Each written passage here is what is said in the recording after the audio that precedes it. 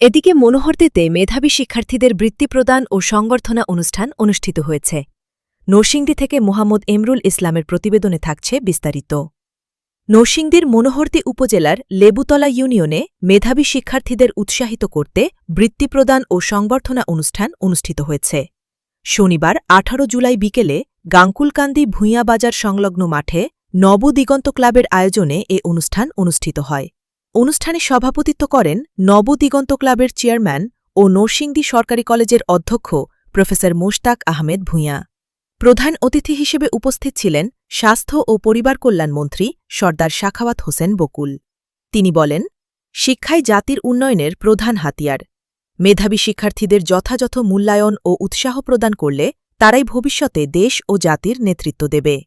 বিশেষ অতিথি ছিলেন উপজেলা নির্বাহী কর্মকর্তা এম এ মুহাইমিন আল জিহান, উপজেলা প্রাথমিক শিক্ষা কর্মকর্তা হাসান মোহাম্মদ জোনায়েত, সহকারী কমিশনার মোহাম্মদ সজীব মিয়া, উপজেলা বিএনপির সদস্য সচিব আমিনুর রহমান সরকার দোলনসহ আরও অনেকেই।